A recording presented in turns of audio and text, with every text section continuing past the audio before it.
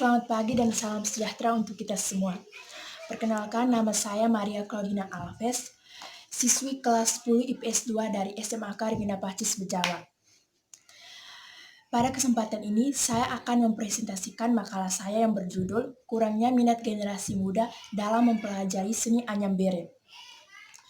Puji dan syukur kehadiran Tuhan Yang Maha Esa, karena atas bantuannya, saya bisa menyelesaikan makalah ini dengan baik. Alasan atau latar belakang saya mengangkat judul ini adalah karena yang pertama, kerajinan anyam mulai memudar. Yang kedua, seni anyam seperti bere, tikar kurang diminati karena kurangnya tenaga ahli untuk memproduksi. Yang ketiga, orang lebih banyak menggunakan barang-barang yang siap digunakan. Contohnya, orang pergi pasar, membeli barang belanjaan dan menaruhnya di plastik daripada di bakul atau bere. Oleh sebab itu, pada makalah ini saya akan membahas secara garis besar tentang yang pertama, apa pengertian seni anyam, yang kedua, bagaimana sejarah anyam, yang ketiga, bagaimana proses pembuatan anyaman beret, yang keempat, apa manfaat bere bagi masyarakat Bawai, yang kelima, apa faktor-faktor yang mempengaruhi kurangnya minat anyam di generasi muda sekarang. Jadi, berdasarkan latar belakang yang saya kemukakan tadi, saya ingin memberi ilmu serta pengetahuan agar remaja Indonesia, khususnya remaja Regina Pacis Bejawa, agar lebih mengenal kesenian tradisional Indonesia. Selain itu, kita juga dapat membantu pemerintah untuk mendorong dan memotivasi agar remaja mulai mengenal budaya bangsa sendiri, karena remaja merupakan generasi penerus dan aset bangsa. Yang pertama, kita bahas tentang pengertian seni anyam. Seni anyam merupakan tradisi yang tidak mempunyai pengaruh dari luar. Maksudnya, tidak dibawa oleh pengaruh dari bangsa lain. Jadi, seni anyam asli dari masyarakat Indonesia sendiri. Jadi, seni anyam adalah proses menyilang daripada tumbuh-tumbuhan untuk dijadikan satu rumpun yang kuat dan boleh digunakan. Yang kedua, sejarah seni anyam. Seni anyam adalah milik masyarakat Melayu yang masih sangat digemari dan dikagumi hingga saat ini. Kesenian seni anyam telah ada sejak zaman dahulu. Contohnya, pada rumah-rumah orang zaman dahulu, di mana dinding rumah mereka dianyam dengan menggunakan bambu. Atau contoh lain, nenek moyang kita menyimpan hasil panen mereka pada baku atau seni anyam dipercaya bermula dan berkembang tanpa menerima pengaruh luar. Penggunaan tali, akar, dan rotan merupakan asas pertama dalam penciptaan kerajinan tangan anyaman. Bahan-bahan tersebut dapat ditemukan di hutan-hutan, kampung-kampung, dan kawasan sekitar pantai.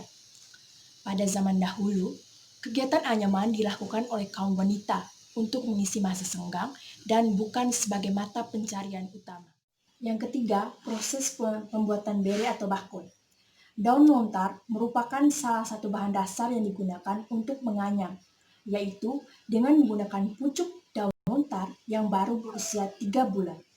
Daun tersebut menghasilkan warna kuning muda dengan permukaan yang halus dan tetap kuat.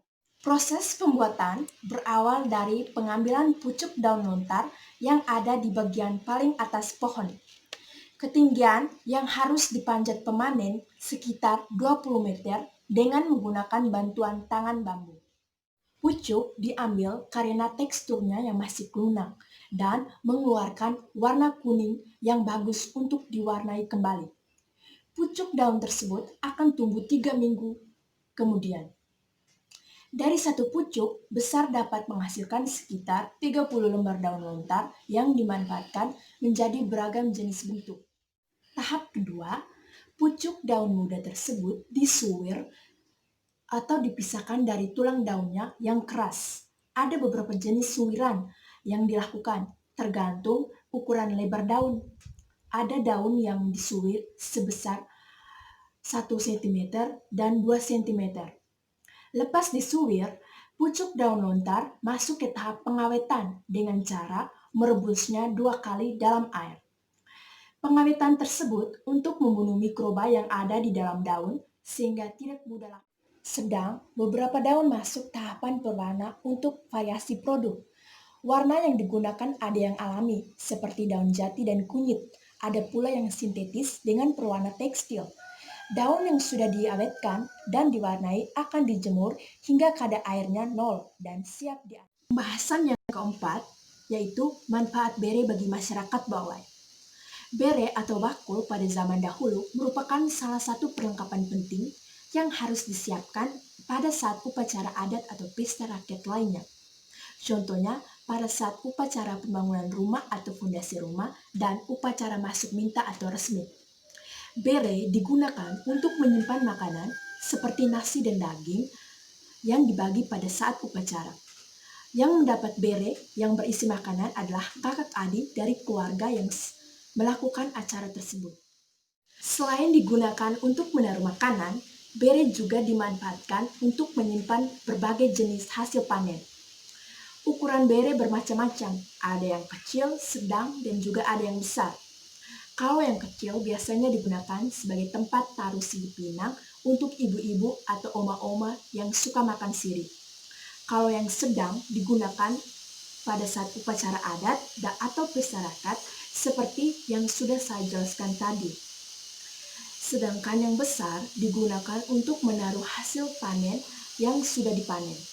Jadi, pada zaman dahulu, bere sangatlah penting bagi masyarakat. Yang kelima, faktor-faktor yang mempengaruhi kurangnya minat remaja untuk belajar seni menganyam.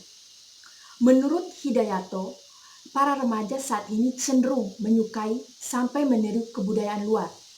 Adanya fasilitas seperti internet, televisi, radio, majalah yang banyak menampilkan kebudayaan asing membuat para remaja tidak dapat membendung rasa keingintahuan mereka untuk mencoba dan meniru kebudayaan asing tersebut. Sehingga kebudayaan lokal menjadi tidak sukai dan mereka cenderung menganggap kebudayaan lokal sebagai kebudayaan kuno atau ketinggalan zaman. Sedangkan kebudayaan asing mereka anggap sebagai kebudayaan yang modern dan maju.